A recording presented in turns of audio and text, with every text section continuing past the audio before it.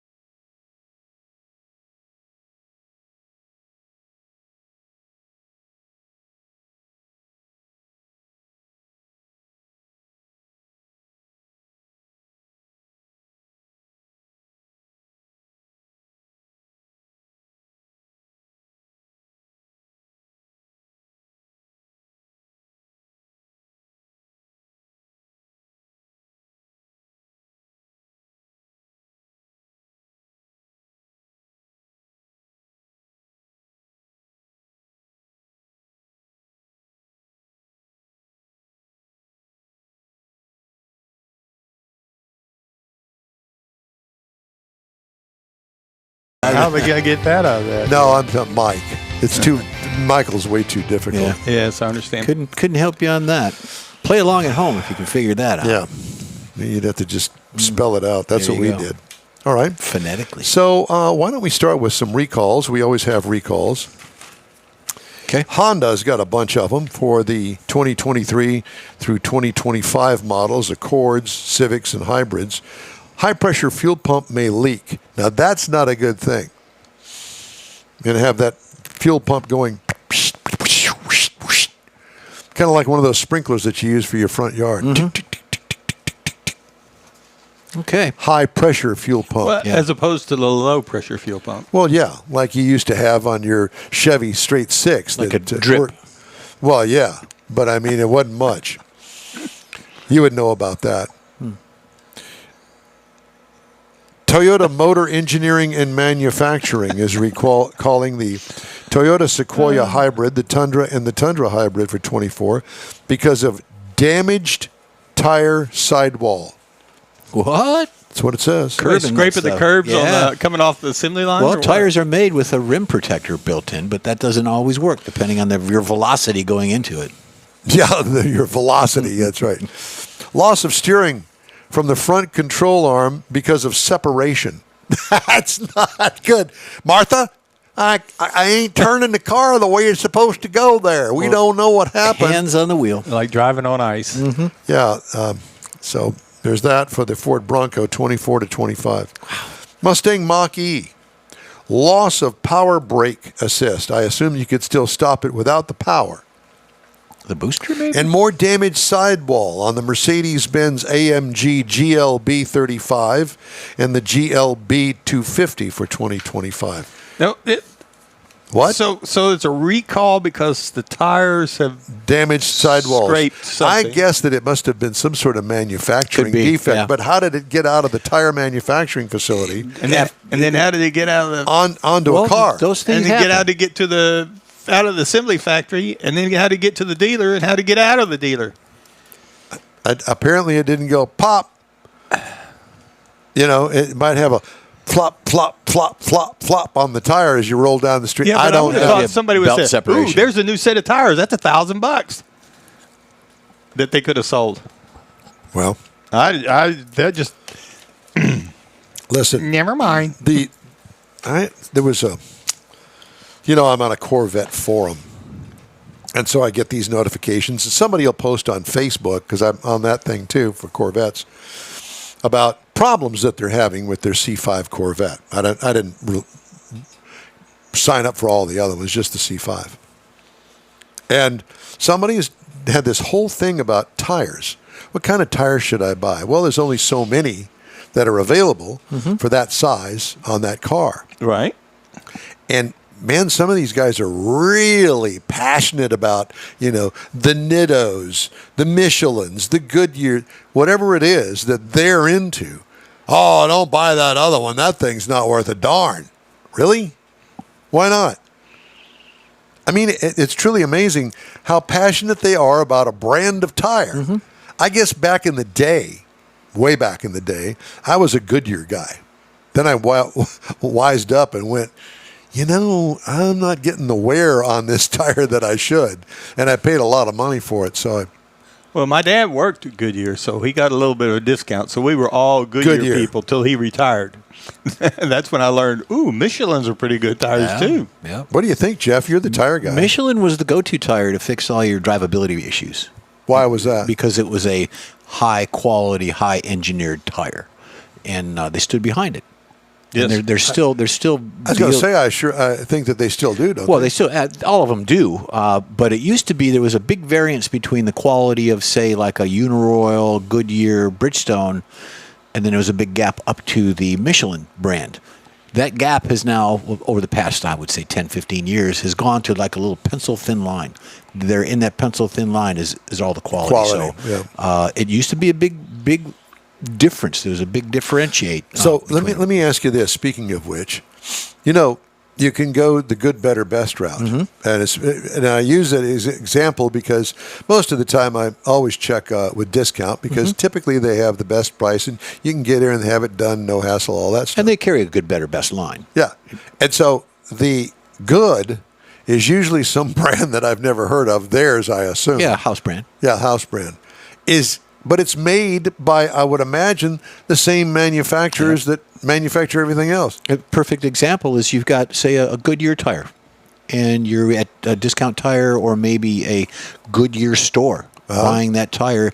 There's slight differences because Goodyear manufactures for their premium brands, which are the Goodyear stores, and then maybe a discount tire. And then below that would be a Walmart or a Sam's Club or one of the big box stores like that, where they don't put an emphasis. Maybe the tread pattern is a little different or the sipes are different. That's the way they engineer the tire. If you're going to buy a premium tire, we're going to give you the whole shoot match. And then if you want to carry on to that or get on the coattails, well, we're not going to give you that because that's a proprietary, that word, for that brand. So we're going to back off a little bit of the engineering, maybe change this because there's trademarks and things involved in that. So you can get a Goodyear from a lot of different places, but it's not quite the same Goodyear. So if you want the big Goodyear, go to a Goodyear store. Go to a Goodyear store. Michelin. Go someone that actually deals with Michelin, not just hey, I've got a Michelin, I got a Bridgestone. They're carrying all the varieties, like a grocery store carries all the brands. Right. That's good if you want to do that. I mean, it's all affordability, your budget. I like to refer to it as no different than going into the cottage cheese department at H-E-B. There you've got the Borden, there you've got the H-E-B, and then you got the Hill Country Fair. Yeah, you got all that stuff. And it's price tier 1, tier 2, tier 3. And then It's occasionally all something goes on cottage sale. cheese. And the manufacturers still have the ride and drive free for 30 days. If you're not satisfied in the 30 days, bring it back. We'll change out the brand. We're not going to upgrade you because if we do that, you're going to have to pay more. But they'll put you in a like brand of that tire for that price. They still do that. I didn't realize that. We always had to go to the Goodyear store because that's where they honored the Goodyear discount for the employees. And so that's just what we did. I didn't realize that we were actually getting a better tire se, or a different tire than if we went to I discount. look at it as a better tire. So other folks don't. Other folks look at their pocketbook, which is fine too. I used to be a big fan of buying what came on that car. But over the years and seeing how the engineering and seeing how all the manufacturers work and the retail side of it and what people really want to afford, it's not necessarily true anymore. Well, if you go to the Goodyear store, though, let's say you've got a 2015 Impala. Did they make that in 2015? Anyway, you got a 2015 Impala. Okay, so here's the top of the line Goodyear, but it's that size, and then there is a medium priced Goodyear in that size, and then you got the entry level. But look at it this way: you've got General Motors, you've got your Cadillac brand, you've got your Chevrolet brand, and your Buick, and all that. Those are the levels. Those are the good, better, best of that brand. Same principle. It's the same design. Yeah. Okay. Well, at any rate, some of these tire guys are really passionate about their brand. I know that Nitto, when it came into the market, oh my God, I got to have my Nittos. Yes. Yeah. That was the big thing. And Wow, to that take is- it out on the concrete and burn the tires right off of Advertising, it. because you've got the drifters use the Nittos and the Falcons and all that, and they make specifically designed tires for the stickiness. Exactly. And if you heat them up, they get sticky. You don't necessarily want to have that on an everyday driver of a passenger car tire. You want to have the quietness. You look at a tire, the side sipes on it, or the pattern of it. The closer they are together, the quieter the tire. The further away they are, the louder the tire, the noisier they are. The and you can trucks. hear that on trucks. My God. That Ford you had. It hummed along. You could hear it coming before you saw it because of the tread blocks are so separated and they're so Right. thick. Yeah. Yeah, and some of those tires are softer, I mean, just because you want to be able to heat them up and stuff. And some of the manufacturers put them on. I think it's Nissan's got one of their little hot rods has got some tires on it that my grandson, he got one of those. Oh, this is going to be so cool. I mean, it's a great looking car. It's the little gray one with the red striping on it. The tires didn't last 20,000 miles on it. Well, they generally do. Out of the factory, they're going to last probably the first warranty period of that. Yeah, So- he didn't make that. Ladies and gentlemen, time now for this week's Hemmings Sold Car Weekly Roundup. These are vehicles that were sold via auction online through Hemmings, and we pick a few of them, and I ask the boys what they think the price will be. And this one here is for Jeff in particular. Okay. This is a 1976 Cadillac Eldorado convertible, white on white. It's a pretty car. What do you think that would sell for? It looks like it's all factory stock and, the wire wheel covers and everything. It looks good. Big long hood, short rear deck. I'm going to go 17. Go 12. 17,693. Jeff, did you? Yeah, he did knows. you I look? did not look He knows them Cadillac. I know my Cadillac.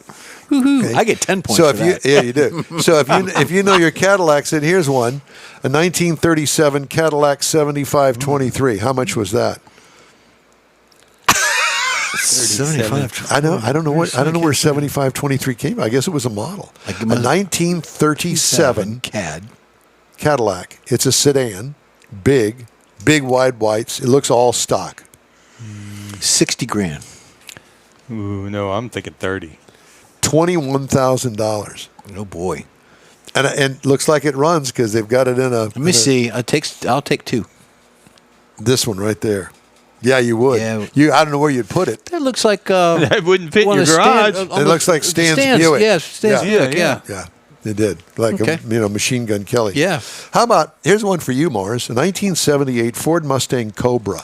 78. A 78. So I think that's a Fox body. I was if gonna it's say. not. 78 Ford Mustang Cobra.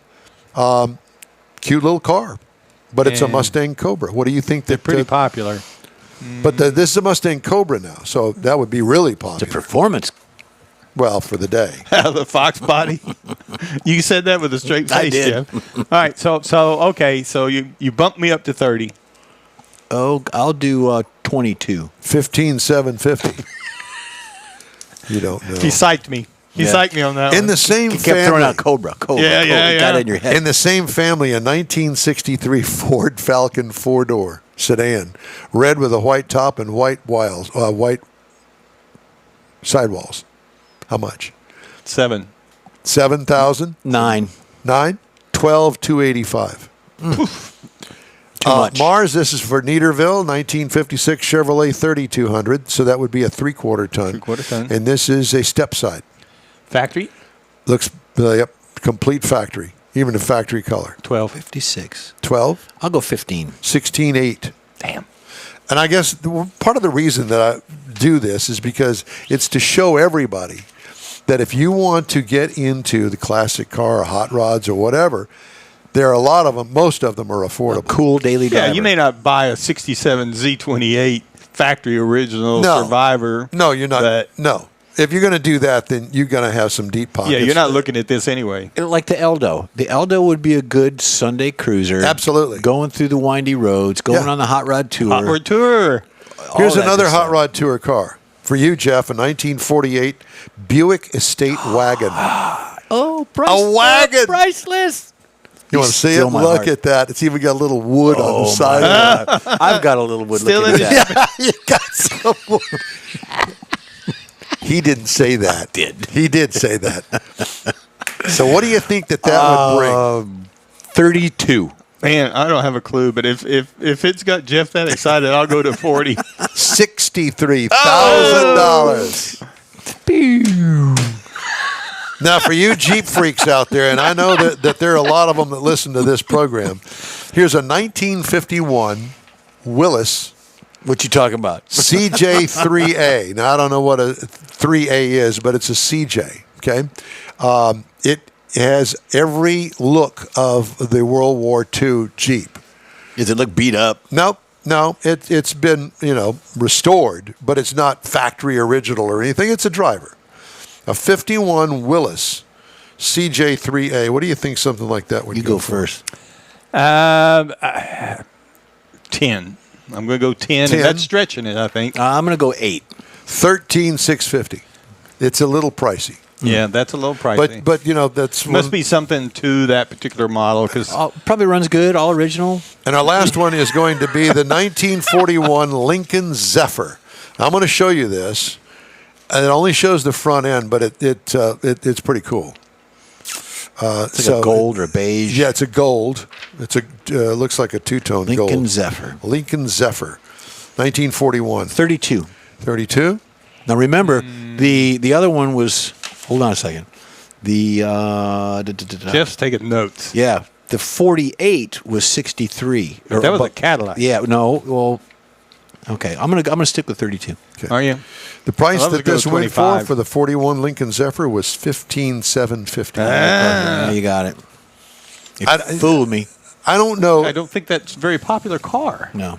Well, I don't know. I don't know. All I can Probably tell not. you is that cars are out there. They're available. Not that year. If you got $20,000 burning a hole in your pocket to get on the Hot Rod Tour of Texas, they're available. Go for it. 20,000, you can buy lots of stuff. Yeah. And those boys are posting a lot of stuff. They do stuff every weekend. They go on all cruises. the time. Yeah. Short little journeys and things. Yeah, Very cool. I'm excited to talk to them again. I got something from the other day. They said they're still trying to finalize this year's tour, but they're coming our direction. That's good. That's all he said. Is he's coming this direction. So we won't have to go down there. We just wait for him to come here. Well, it depends on what they're doing. That was a really neat start That was. they had down there in Victoria. Well, they'll probably start in Victoria. Well, That's where they're but- from. But the on the square down there Yeah. in downtown Victoria, that was new and it was awesome. And they had the symphony. I didn't even know they have a symphony playing there. It was really cool. It's some dancers. They had some sort of like a city anniversary celebration going on. They combined it all together. I think that they need to do that in conjunction with the Hot Rod Tour of Texas every year. They Yeah. rebuilt the gazebo or the town square area. Yeah. They rebuilt all that. So that was Well, kind and of it was ribbon nice. cutting and all that. Yeah. But if you go down there without the tour, there's a lot of one-way streets. If you go down to Victoria, there's a lot of downtown. It's not where with your Hot Rod Tour you could go everywhere. That's kind of directed. So Hey, the InWheelTime Car Talk Show is available 24/7 through the through the InWheelTime app on your phone. Just look for InWheelTime Car Talk and new daily podcasts available from your favorite podcast provider. We also video stream our weekly show on Facebook, YouTube, and InWheelTime.com. InWheelTime Car Talk Show continues right after this break. Free tacos again at the Tailpipes and Tacos pre-holiday cruise-in. It's been a while, but the popular Tailpipes and Tacos cruise-in returns to the Lupi Tortilla Tex-Mex in Katy, Saturday, November 16th. Bring a new unwrapped toy and get a free breakfast taco. Toys will be donated to Toys for Tots and Houston Children's Charity. Get to the best and one of the last cruise-ins of the year. Tailpipes and Tacos, Saturday, November 16th, 8 to 11 a.m. Cruise in, donate a new unwrapped toy, and grab a free Lupi Tortilla breakfast taco. Tailpipes and Tacos only happens at the Lupi Tortilla Tex-Mex in Katy, 703 West Grand Parkway at Kingsland Boulevard, just south of the Katy Freeway. It's the end of the year car show season, and what better way to celebrate than with a free taco and camaraderie at Tailpipes and Tacos, Saturday, November 16th, 8 to 11 a.m. The InWheelTime Car Talk Show will be there too. Bring a toy, get a free Lupi taco, and feel good about heading into the holiday season at the Lupi Tortilla Tex-Mex in Katy. Is your car ready for that all-important holiday road trip? Gulf Coast Auto Shield is having another car social Saturday, December 7th, and you're invited. Bring your car, truck, or SUV and find out what it'll take to get that thing looking new again. Gulf Coast Auto Shield is your one-stop shop for paint detailing, coatings, window tint, clear bras, camera installs, and wheel repair. The Car Social is your opportunity to get a tour of this state-of-the-art facility located at 11275 South Sam Houston Parkway, just south of the Southwest Freeway. Join the Car Social Saturday, December 7th, 9 to noon. Talk to other owners and see how good your car can look on the road trip to Aunt Mary's. She'll want that good-looking ride in her driveway, I promise. Put it on your calendar. The Gulf Coast Auto Shield Holiday Car Social and Road Trip Get Ready. Saturday, December 7th, 9 to noon at 11275 South Sam Houston Parkway, just south of the Southwest Freeway. The InWheelTime Car Talk Show will be there too. We'll see you then. If you'd like to get in touch with us, shoot us an email. info@InWheelTime is the address. Time now to open up your coin purse. The top 10 states where the highest gasoline taxes reside. You betcha. So the top 10 in this country, number 10 is Oregon. Tax rate in Oregon is 40 cents per gallon. Holy cow. Yep, Oregon is one of the most expensive states when it comes to the cost of gas due to its high gas tax. But you may want to review your tax bill if you live in the state, because a gallon of gas is taxed, but Oregon is only one of 5 states that does not have a sales tax, so that's part of it as well. So you could help save yourself some money. Number 9 in this outfit is North Carolina, which is 40.65 cents per gallon. If you want to fill up before you go to North Carolina to save yourself some money, that's a good idea. States like Tennessee and South Carolina have lower taxes than North Carolina, while Virginia is at 39.1 cents per gallon, which makes it just barely out of the top 10.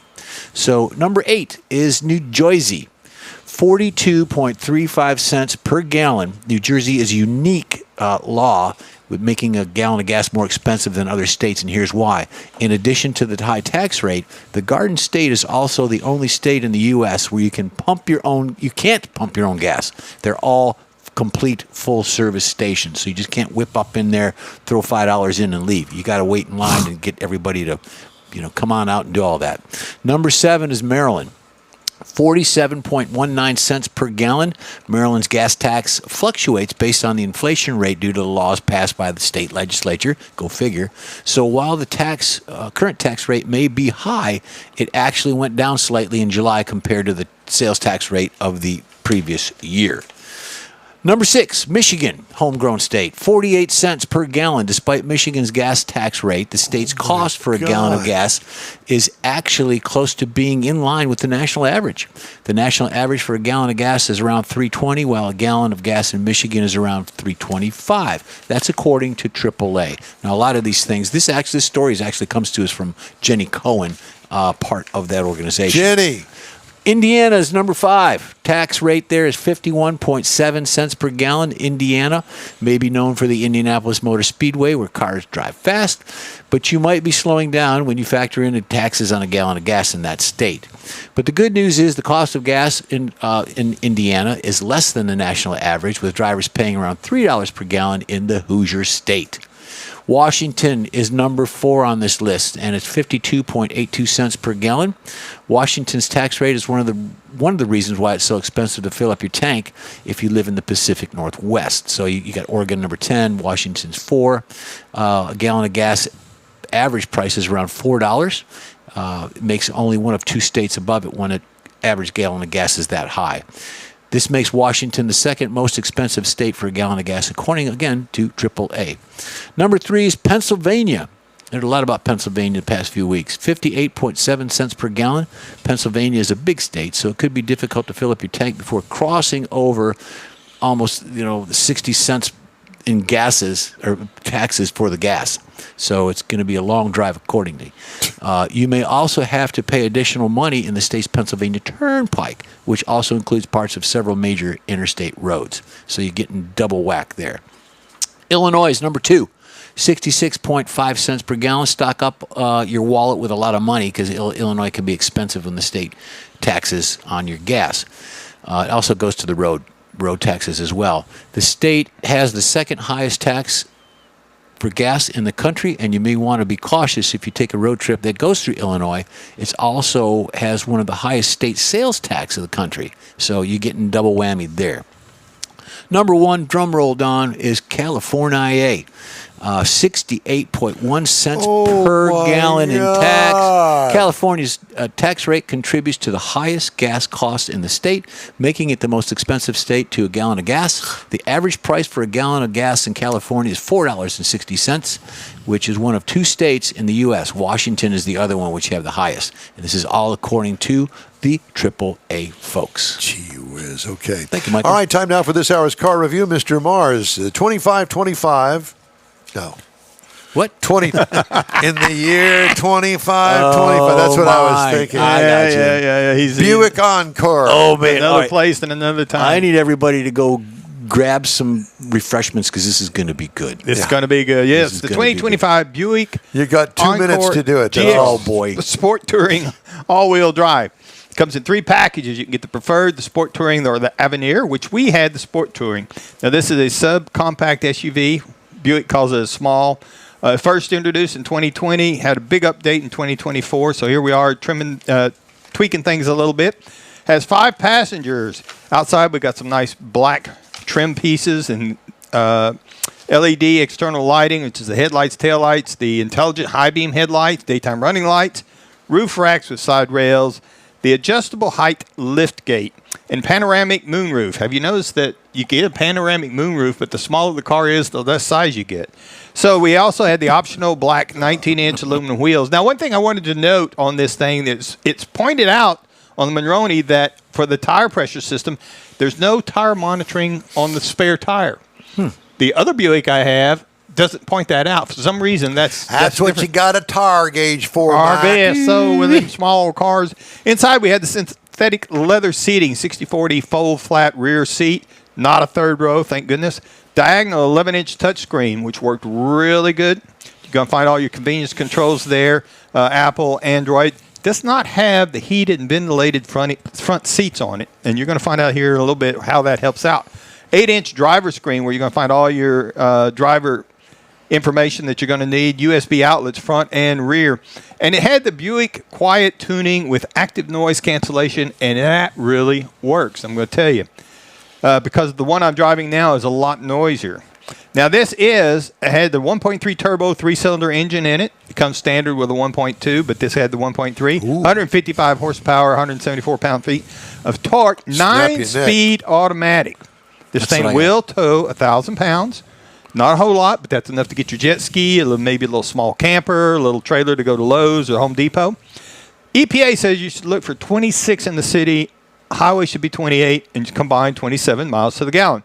Now, I drove 233 miles, and I got 24.8 across that time. I was well pleased with what I got out of that, with the way I was driving it.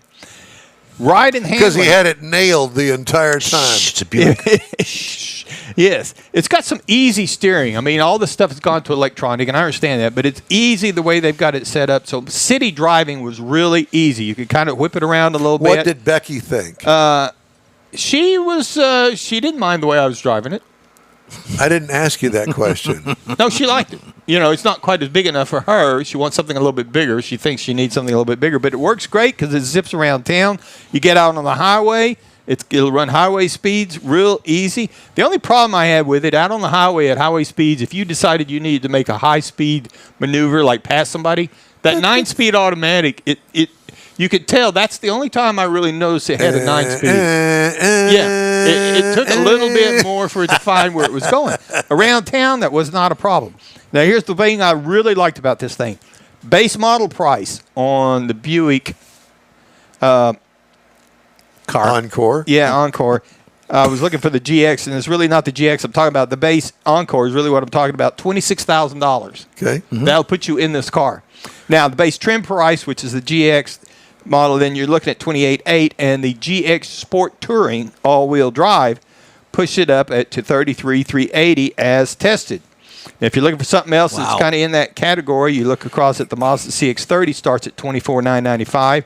The Trailblazer at $23,000, and the Crosstrek from Subaru at $27,000. So it's something you definitely need to look at if you're looking at that small SUV CUV package. I want to tell everybody that today's InWheelTime Car Show is sponsored by the group of original Loopy Tortilla restaurants in Houston, Beaumont, and College Station, Gulf Coast Auto Shield, and Pro-Am Auto Accessories. We continue after this break. The holidays are upon us, and Pro-Am Auto Accessories is your local one-stop for the auto enthusiast on your gift list. Pro-Am Auto has been serving Houston since 1984, providing world-class products for sports cars, European sedans, and American muscle. Pro-Am was one of the very first distributors in the U.S. for brands such as Recaro, Redline, Momo, Corbeau, and Simpson.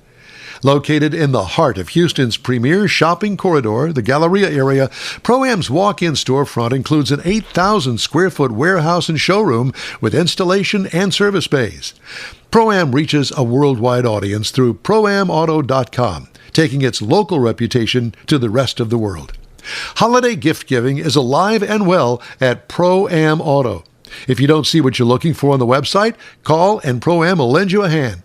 Pro-Am Auto, 6125 Richmond at Green Ridge in Houston's Galleria area. Call them at 713-781-7755. The fabulous Hemi Hideout is having an open house, and you're invited. Mark your calendar for Saturday, November 9th, 10:30 to 12:30, and make a reservation today for a 2-hour opportunity to see an eye-popping tribute to American muscle cars, a collection of neon signs that'll dazzle, all in a venue like no other in the country.